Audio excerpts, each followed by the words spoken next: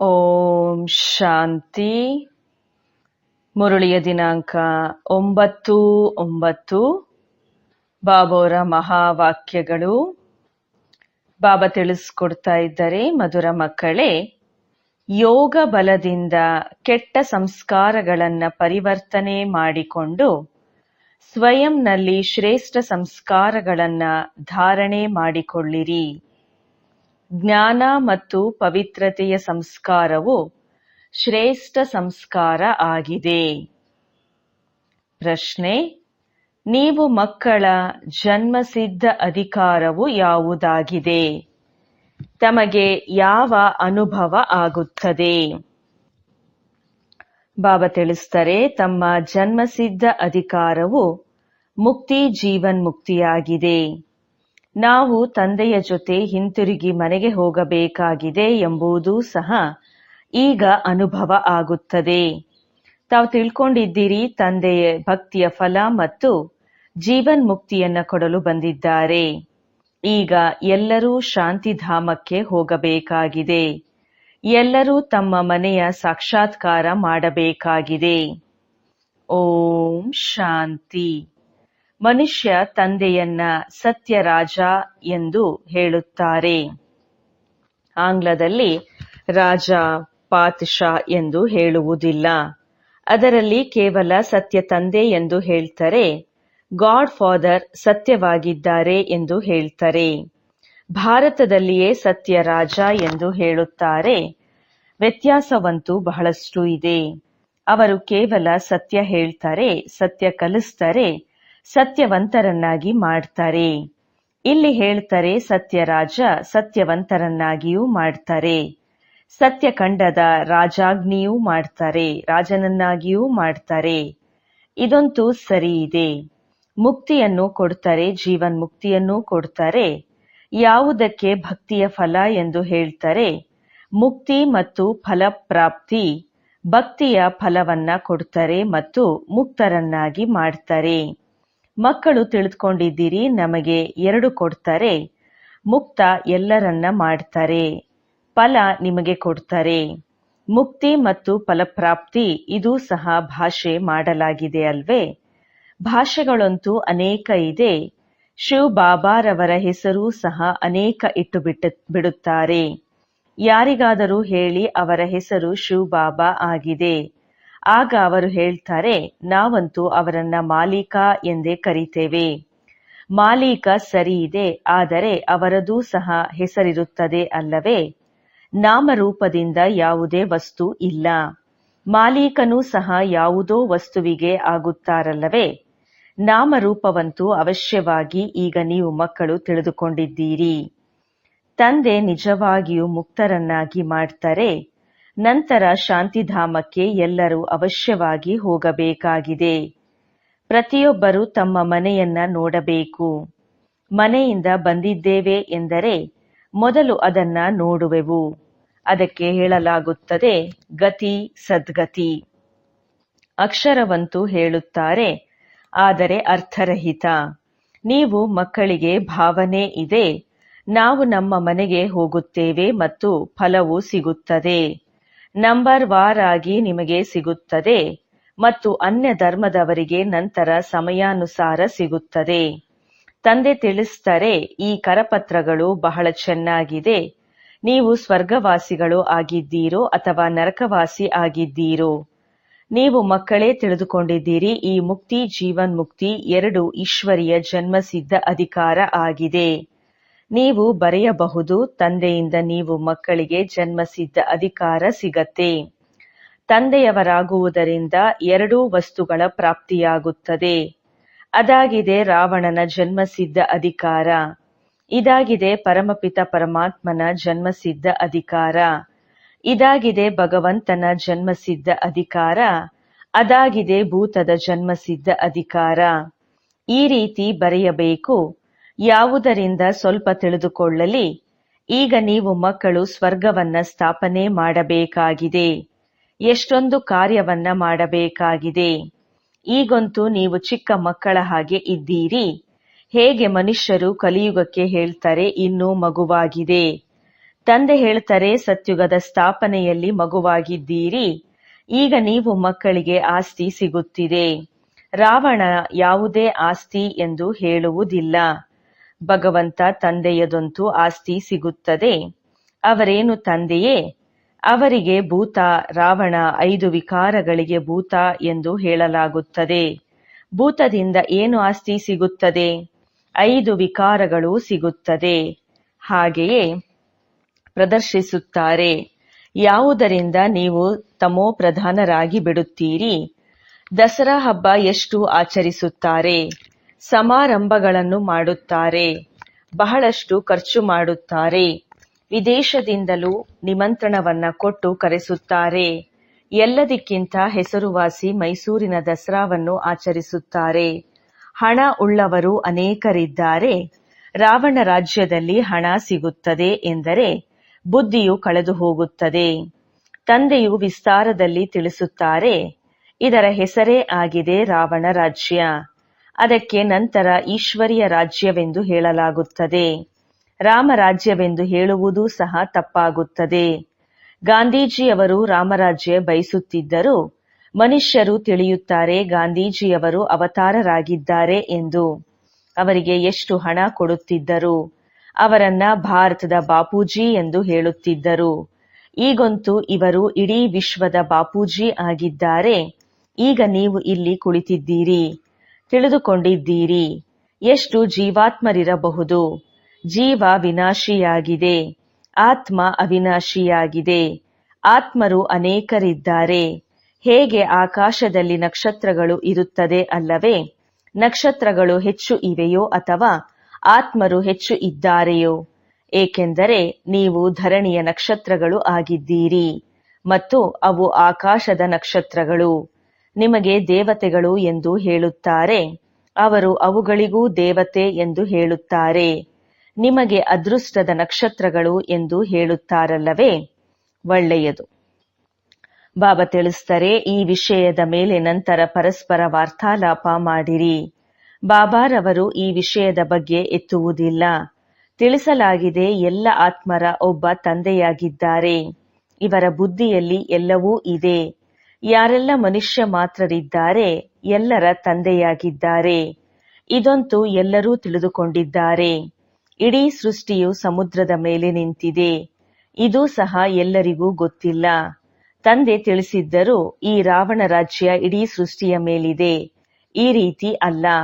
ರಾವಣನ ರಾಜ್ಯ ಯಾವುದೋ ಸಾಗರನ ಪಾರದಲ್ಲಿ ಇದೆ. ಸಾಗರವಂತೂ ಎಲ್ಲಾ ಕಡೆ ಇದೆ. ಹೇಳ್ತಾರೆ, ಕೆಳಗಡೆ ಗೂಳಿ ಇದೆ. ಅದರ ಒಂದು ಕೊಂಬಿನ ಮೇಲೆ ಸೃಷ್ಟಿಯು ನಿಂತಿದೆ. ಯಾವಾಗ ಸುಸ್ತಾಗುತ್ತದೆ ಆಗ ಕೊಂಬನ್ನು ಬದಲಾಯಿಸುತ್ತದೆ. ಈಗ ಹಳೆಯ ವಿನಾಶ ಪ್ರಪಂಚದ್ದು ಆಗಿ ಹೊಸ ಪ್ರಪಂಚದ ಸ್ಥಾಪನೆಯಾಗ್ತಾ ಇದೆ. ಶಾಸ್ತ್ರಗಳಲ್ಲಿ ಅನೇಕ ಪ್ರಕಾರದ ಮಾತುಗಳನ್ನ ದಂತಕಥೆಗಳಲ್ಲಿ ಬರೆದು ಬಿಟ್ಟಿದ್ದಾರೆ. ಮಕ್ಕಳು ತಿಳಿದುಕೊಂಡಿದ್ದೀರಿ, ಇಲ್ಲಿ ಎಲ್ಲ ಆತ್ಮರು ಶರೀರದ ಜೊತೆಯಲ್ಲಿ ಇದ್ದಾರೆ. ಇದಕ್ಕೆ ಜೀವಾತ್ಮಗಳು ಎಂದು ಹೇಳಲಾಗುತ್ತದೆ. ಅಲ್ಲಿ ಆತ್ಮಗಳ ಮನೆ ಇದೆ, ಅಲ್ಲಂತೂ ಶರೀರ ಇಲ್ಲ. ಅವರನ್ನ ನಿರಾಕಾರ ಎಂದು ಹೇಳಲಾಗ್ತದೆ. ಜೀವ ಆಕಾರಿ ಆಗಿದೆ, ಅದಕ್ಕೆ ಸಾಕಾರವೆಂದು ಹೇಳಲಾಗ್ತದೆ. ನಿರಾಕಾರನಿಗೆ ಶರೀರ ಇರೋದಿಲ್ಲ. ಇದಾಗಿದೆ ಸಾಕಾರಿ ಸೃಷ್ಟಿ. ಅದಾಗಿದೆ ನಿರಾಕಾರಿ ಆತ್ಮಗಳ ಪ್ರಪಂಚ. ಇದನ್ನ ಸೃಷ್ಟಿ ಎಂದು ಹೇಳಲಾಗ್ತದೆ. ಅದಕ್ಕೆ ನಿರಾಕಾರಿ ಪ್ರಪಂಚ ಎಂದು ಹೇಳಲಾಗ್ತದೆ. ಯಾವಾಗ ಆತ್ಮ ಶರೀರದಲ್ಲಿ ಬರ್ತದೆ ಆಗ ಚಲನವಲನ ನಡೆಯುತ್ತೆ. ಇಲ್ಲವೆಂದರೆ ಶರೀರವು ಯಾವ ಕೆಲಸಕ್ಕೂ ಬರುವುದಿಲ್ಲ. ಅದನ್ನ ನಿರಾಕಾರಿ ಪ್ರಪಂಚ ಎಂದು ಹೇಳಲಾಗುತ್ತದೆ. ಎಷ್ಟೆಲ್ಲ ಆತ್ಮರಿದ್ದಾರೆ ಅವರೆಲ್ಲರೂ ಅಂತಿಮದಲ್ಲಿ ಬರಬೇಕಾಗುತ್ತದೆ. ಅದಕ್ಕೆ ಇದನ್ನ ಪುರುಷೋತ್ತಮ ಸಂಗಮಯುಗ ಎಂದು ಹೇಳಲಾಗುತ್ತದೆ. ಎಲ್ಲ ಆತ್ಮರು ಯಾವಾಗ ಇಲ್ಲಿ ಬರ್ತಾರೆ ಆಗ ಅಲ್ಲಿ ಒಂದು ಆತ್ಮವೂ ಇರುವುದಿಲ್ಲ. ಬಾಬಾ ತಿಳಿಸ್ತಾರೆ, ಅಲ್ಲಿ ಯಾವಾಗ ಒಮ್ಮೆಲೆ ಖಾಲಿಯಾಗಿ ಬಿಡತ್ತೆ ಆಗ ಎಲ್ಲರೂ ವಾಪಸ್ ಹೋಗುತ್ತಾರೆ. ನೀವು ಈ ಸಂಸ್ಕಾರವನ್ನ ನಂಬರ್ವಾರ್ ಪುರುಷಾರ್ಥದ ಅನುಸಾರವಾಗಿ ತೆಗೆದುಕೊಂಡು ಹೋಗುತ್ತೀರಿ. ಕೆಲವರು ಜ್ಞಾನದ ಸಂಸ್ಕಾರವನ್ನ ತೆಗೆದುಕೊಂಡು ಹೋಗುತ್ತಾರೆ, ಕೆಲವು ಪವಿತ್ರತೆಯ ಸಂಸ್ಕಾರವನ್ನ ತೆಗೆದುಕೊಂಡು ಹೋಗುತ್ತಾರೆ. ಇಲ್ಲಿಯೇ ಬರಬೇಕಾಗುತ್ತದೆ, ಆದರೆ ಮೊದಲು ಮನೆಗೆ ಹೋಗಬೇಕಾಗುತ್ತದೆ.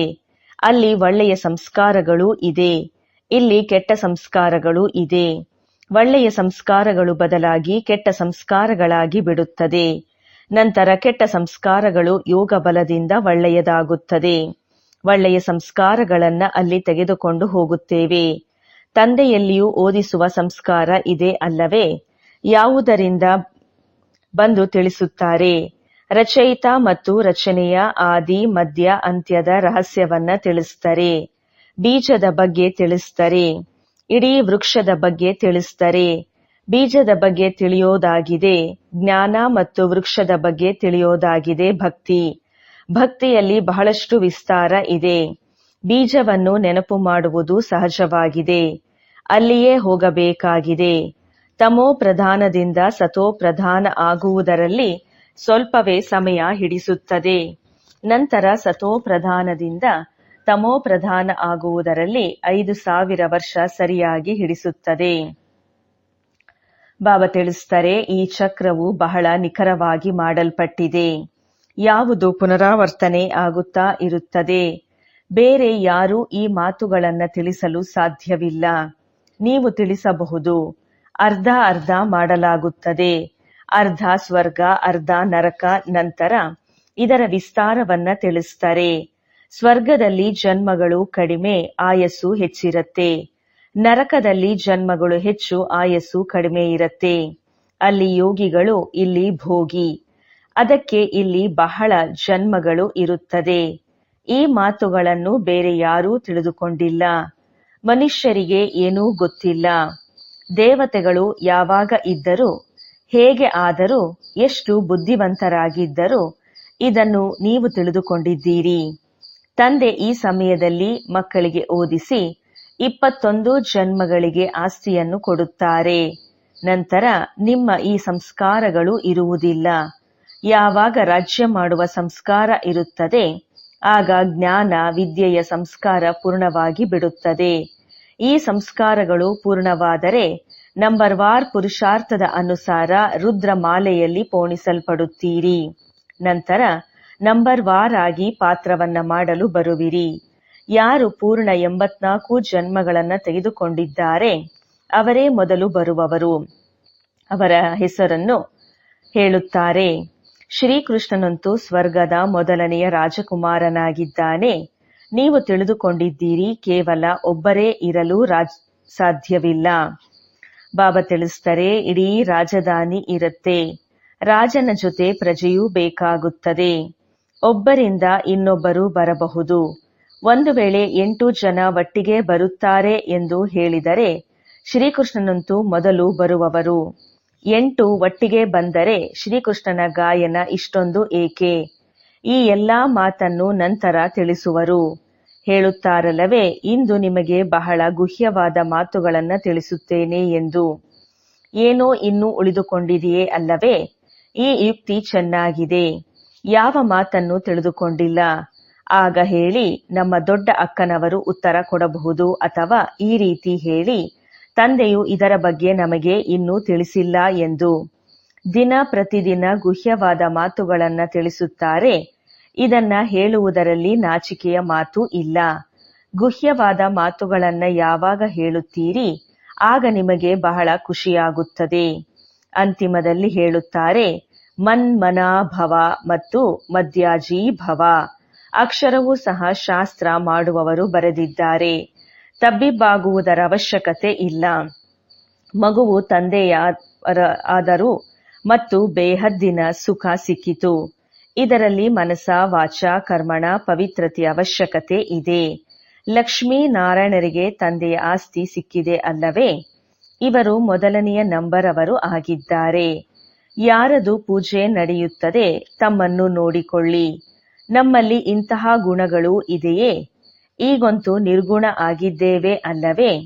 ತಮ್ಮ ಅವಗುಣಗಳ ಬಗ್ಗೆ ಯಾರಿಗೂ ಗೊತ್ತಿಲ್ಲ.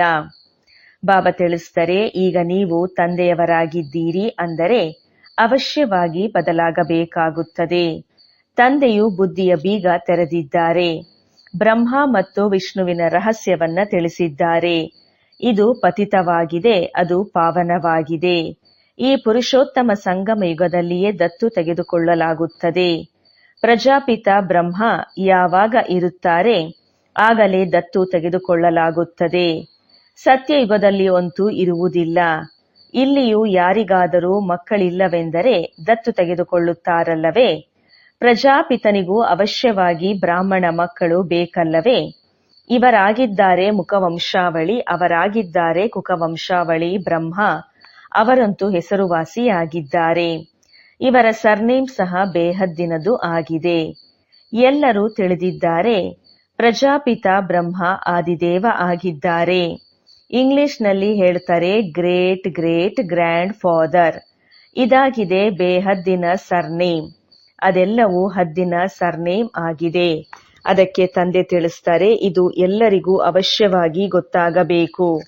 ಭಾರತವು ದೊಡ್ಡದಕ್ಕಿಂತ ದೊಡ್ಡ ತೀರ್ಥಸ್ಥಾನವಾಗಿದೆ. ಎಲ್ಲಿ ಬೇಹದ್ದಿನ ತಂದೆಯೂ ಬರುತ್ತಾರೆ. ಈ ರೀತಿ ಅಲ್ಲ, ಇಡೀ ಭಾರತದಲ್ಲಿ ವಿರಾಜಮಾನವಾಗಿದ್ದಾರೆ ಅಂದು ಅಲ್ಲ. ಶಾಸ್ತ್ರಗಳಲ್ಲಿ ಮಗಧ ದೇಶ ಎಂದು ಬರೆದಿದ್ದಾರೆ. ಆದರೆ ಜ್ಞಾನವು ಎಲ್ಲಿ ಕಲಿಸಿದರು? ಅಬುವಿನಲ್ಲಿ ಹೇಗೆ ಬಂದರು? ದಿಲ್ವಾಡ ಮಂದಿರವು ಇಲ್ಲಿ ಪೂರ್ಣ ನೆನಪಾರ್ಥವಾಗಿದೆ. ಯಾರು ಮಾಡಿಸಿದರೋ ಅವರ ಬುದ್ಧಿಯಲ್ಲಿ ಬಂದಿತು ಮತ್ತು ಕುಳಿತುಕೊಂಡು ಮಾಡಿಸಿದರು. ನಿಜವಾದ ಮಾಡೆಲ್ ಅಂತೂ ಮಾಡಲು ಸಾಧ್ಯವಿಲ್ಲ. ತಂದೆಯು ಇಲ್ಲಿಯೇ ಬಂದು ಸರ್ವರ ಸದ್ಗತಿಯನ್ನು ಮಾಡುತ್ತಾರೆ. ಮಗಧ ದೇಶದಲ್ಲಿ ಅಲ್ಲ. ಅದಂತೂ ಪಾಕಿಸ್ತಾನವಾಯಿತು. ಇದಾಗಿದೆ ಪಾಕಸ್ತಾನ. ವಾಸ್ತವದಲ್ಲಿ ಪಾಕಸ್ತಾನವೆಂದು ಸ್ವರ್ಗಕ್ಕೆ ಹೇಳಲಾಗುತ್ತದೆ. ಪಾಕ ಮತ್ತು ನಾಪಾಕನ ಎಲ್ಲ ಡ್ರಾಮಾ ಮಾಡಲ್ಪಟ್ಟಿದೆ. ಮಧುರಾತಿ ಮಧುರ ಅಗಲಿ ಮರಳಿ ಸಿಕ್ಕಿರುವ ಮಕ್ಕಳು ನೀವು ತಿಳಿದುಕೊಂಡಿದ್ದೀರಿ. ಆತ್ಮರು ಪರಮಾತ್ಮ ಬಹಳ ಸಮಯ ಅಗಲಿದ್ದರು. ಎಷ್ಟು ಸಮಯದ ನಂತರ ಸಿಕ್ಕಿದೆವು? ನಂತರ ಯಾವಾಗ ಸಿಗುವೆವು? ಸುಂದರ ಮೇಳವನ್ನ ಮಾಡಿದ್ದೀರಿ. ಯಾವಾಗ ಸದ್ಗುರು ದಲಾಲಿನ ರೂಪದಲ್ಲಿ ಸಿಕ್ಕಿದರು. ಗುರುಗಳಂತೂ ಬಹಳ ಇದ್ದಾರಲ್ಲವೇ? ಅದಕ್ಕೆ ಸದ್ಗುರು ಎಂದು ಹೇಳಲಾಗುತ್ತದೆ. ಸ್ತ್ರೀ ಯಾವಾಗ ಮದುವೆ ಮಾಡಿಕೊಳ್ಳುತ್ತಾರೆ ಆಗ ಹೇಳುತ್ತಾರೆ, ಈ ಪತಿ ನಿಮ್ಮ ಗುರು ಈಶ್ವರ ಆಗಿದ್ದಾರೆ. ಪತಿಯಂತೂ ಮೊಟ್ಟಮೊದಲು ಅಪವಿತ್ರರನ್ನಾಗಿ ಮಾಡುತ್ತಾರೆ. ಇತ್ತೀಚೆಗೆ ಪ್ರಪಂಚದಲ್ಲಿ ಬಹಳಷ್ಟು ಕೊಳಕಾಗಿದ್ದಾರೆ. ಈಗಂತೂ ನೀವು ಮಕ್ಕಳನ್ನ ಹೂಗಳನ್ನಾಗಿ ಮಾಡುತ್ತಾರೆ. ನೀವು ಮಕ್ಕಳಿಗೆ ಪಕ್ಕಾ ಕಂಕಣವನ್ನು ಕಟ್ಟುತ್ತಾರೆ. ಬಾಬಾ ತಿಳಿಸ್ತಾರೆ, ಶಿವ ಜಯಂತಿಯ ಜೊತೆಯಲ್ಲಿಯೇ ರಕ್ಷಾ ಬಂಧನವಾಗಿ ಬಿಡುತ್ತದೆ. ಗೀತಾ ಜಯಂತಿಯೂ ಸಹ ಗೊತ್ತಾಗಬೇಕು. ಶ್ರೀಕೃಷ್ಣನ ಜಯಂತಿ ಸ್ವಲ್ಪ ಸಮಯದ ನಂತರ ಹೊಸ ಪ್ರಪಂಚದಲ್ಲಿ ಆಗುತ್ತದೆ. ಉಳಿದ ಹಬ್ಬಗಳೆಲ್ಲವೂ ಈ ಸಮಯದ್ದಾಗಿದೆ. ರಾಮನವಮಿ ಯಾವಾಗ ಇತ್ತು ಇದೂ ಸಹ ಯಾರಿಗೂ ಗೊತ್ತಿಲ್ಲ. ನೀವು ಹೇಳುತ್ತೀರಿ ಹೊಸ ಪ್ರಪಂಚದಲ್ಲಿ 1250 ವರ್ಷದ ನಂತರದಲ್ಲಿ ರಾಮನವಮಿ ಇರುತ್ತದೆ. ಶಿವ ಜಯಂತಿ, ಕೃಷ್ಣ ಜಯಂತಿ, ರಾಮ ಜಯಂತಿ ಯಾವಾಗ ಆಗಿತ್ತು ಇದು ಯಾರೂ ಹೇಳಲು ಸಾಧ್ಯವಿಲ್ಲ. ಬಾಬಾ ತಿಳಿಸ್ತಾರೆ, ನೀವು ಮಕ್ಕಳು ಈಗ ತಂದೆಯ ಮೂಲಕ ತಿಳಿದುಕೊಂಡಿದ್ದೀರಿ. ಸರಿಯಾಗಿ ಹೇಳಬಹುದು. ಇಡೀ ಪ್ರಪಂಚದ ಜೀವನ ಕಥೆಯನ್ನು ನೀವು ಹೇಳಬಹುದು. ಲಕ್ಷಾಂತರ ವರ್ಷಗಳ ಮಾತು ಹೇಳಲು ಸಾಧ್ಯವಿಲ್ಲ. ತಂದೆಯು ಎಷ್ಟು ಚೆನ್ನಾಗಿ ಬೇಹದ್ದಿನ ವಿದ್ಯೆಯನ್ನ ಓದಿಸುತ್ತಾರೆ. ಒಂದೇ ಬಾರಿ ನೀವು 21 ಜನ್ಮಕ್ಕಾಗಿ ಅಪವಿತ್ರರಾಗುವುದರಿಂದ ತಪ್ಪಿಸಿಕೊಳ್ಳುತ್ತೀರಿ. ಈಗ ನೀವು 5 ವಿಕಾರಗಳ ರೂಪಿ ರಾವಣನ ಪರರಾಜ್ಯದಲ್ಲಿ ಇದ್ದೀರಿ. ಈಗ ಇಡೀ 84 ಚಕ್ರ ನಿಮ್ಮ ಸ್ಮೃತಿಯಲ್ಲಿ ಇದೆ. ಒಳ್ಳೆಯದು. ಮಧುರಾತಿ ಮಧುರ ಅಗಲಿ ಹೋಗಿ ಮರಳಿ ಸಿಕ್ಕಿರುವ ಮಕ್ಕಳ ಪ್ರತಿ ಮಾತಾಪಿತಾ ಬಾಪ್ ದಾದಾರವರ ನೆನಪು, ಪ್ರೀತಿ ಹಾಗೂ ನಮಸ್ತೆ. ಆತ್ಮಿಕ ತಂದೆಗೆ ಆತ್ಮಿಕ ಮಕ್ಕಳ ನೆನಪು, ಪ್ರೀತಿ ಹಾಗೂ ನಮಸ್ತೆ. ಧಾರಣೆಗೋಸ್ಕರ ಮುಖ್ಯ ಸಾರದಲ್ಲಿ ಬೇಹದ್ದಿನ ಸುಖ ಆಸ್ತಿಯನ್ನ ಪ್ರಾಪ್ತಿ ಮಾಡಿಕೊಳ್ಳಲು ಅವಶ್ಯವಾಗಿ ಮನಸ ವಾಚ ಕರ್ಮಣದಿಂದ ಪವಿತ್ರರಾಗಬೇಕಾಗಿದೆ. ಯೋಗ ಬಲದಿಂದ ಒಳ್ಳೆಯ ಶ್ರೇಷ್ಠ ಸಂಸ್ಕಾರಗಳನ್ನ ಧಾರಣೆ ಮಾಡಿಕೊಳ್ಳಬೇಕಾಗಿದೆ. ತಮ್ಮನ್ನ ಗುಣವಂತರನ್ನಾಗಿ ಮಾಡಿಕೊಳ್ಳಬೇಕಾಗಿದೆ. ಸದಾ ಖುಷಿಯಲ್ಲಿ ಇರಲು ತಂದೆಯು ಪ್ರತಿನಿತ್ಯ ಗುಹ್ಯ ಮಾತುಗಳನ್ನ ತಿಳಿಸುತ್ತಾರೆಯೋ ಅದನ್ನ ಕೇಳಬೇಕು ಮತ್ತು ಅನ್ಯರಿಗೂ ಹೇಳಬೇಕಾಗಿದೆ. ಯಾವುದೇ ಮಾತಿನಲ್ಲಿ ಗೊಂದಲ ಆಗಬಾರದು. ಯುಕ್ತಿಯಿಂದ ಉತ್ತರವನ್ನ ಹೇಳಬೇಕು. ಸಂಕೋಚ ಪಡಬಾರದು. ವರದಾನ: ಸುಖ ಸ್ವರೂಪರಾಗಿ ಎಲ್ಲ ಆತ್ಮರಿಗೆ ಸುಖವನ್ನ ಕೊಡುವಂತಹ ಮಾಸ್ಟರ್ ದಾತಾ ಆಗಿರಿ. ಸುಖ ಸ್ವರೂಪರಾಗಿ ಎಲ್ಲ ಆತ್ಮರಿಗೆ ಸುಖವನ್ನ ಕೊಡುವಂತಹ ಮಾಸ್ಟರ್ ದಾತಾ ಆಗಿರಿ. ಯಾವ ಮಕ್ಕಳು ಸದಾ ಯಥಾರ್ಥ ಕರ್ಮ ಮಾಡುತ್ತಾರೆ ಅವರಿಗೆ ಆ ಕರ್ಮದ ಪ್ರತ್ಯಕ್ಷ ಫಲ ಖುಷಿ ಮತ್ತು ಶಕ್ತಿ ಸಿಗತ್ತೆ. ಅವರ ಹೃದಯ ಸದಾ ಖುಷಿಯಾಗಿರತ್ತೆ. ಅವರಿಗೆ ಸಂಕಲ್ಪ ಮಾತ್ರದಲ್ಲಿಯೂ ಸಹ ದುಃಖದ ಅಲೆ ಬರಲು ಸಾಧ್ಯ ಇಲ್ಲ. ಸಂಗಮಯುಗದ ಬ್ರಾಹ್ಮಣ ಅಂತಂದ್ರೇನೆ ದುಃಖದ ಹೆಸರು ಗುರುತು ಇರೋದಿಲ್ಲ. ಏಕೆಂದರೆ ಸುಖದಾತನ ಮಕ್ಕಳಾಗಿದ್ದಾರೆ. ಇಂತಹ ಸುಖದಾತನ ಮಕ್ಕಳು ಸ್ವಯಂ ಕೂಡ ಮಾಸ್ಟರ್ ಸುಖದಾತ ಆಗಿರುತ್ತಾರೆ. ಅವರು ಎಲ್ಲ ಆತ್ಮಗಳಿಗೂ ಸದಾ ಸುಖವನ್ನೇ ಕೊಡುತ್ತಾರೆ. ಅವರು ಎಂದೂ ದುಃಖ ಕೊಡುವುದೂ ಇಲ್ಲ, ದುಃಖ ತೆಗೆದುಕೊಳ್ಳುವುದೂ ಇಲ್ಲ.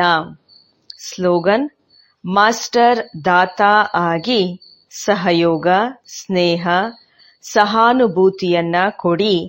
ಇದೇ ದಯಾ ಹೃದಯಿ ಆತ್ಮದ ಚಿಹ್ನೆಯಾಗಿದೆ. ಮಾಸ್ಟರ್ ದಾತಾ ಆಗಿ ಸಹಯೋಗ, ಸ್ನೇಹ ಮತ್ತು ಸಹಾನುಭೂತಿಯನ್ನ ಕೊಡಿ. ಇದೇ ದಯಾ ಹೃದಯಿ ಆತ್ಮದ ಚಿಹ್ನೆಯಾಗಿದೆ. ಒಳ್ಳೆಯದು. ಓಂ ಶಾಂತಿ.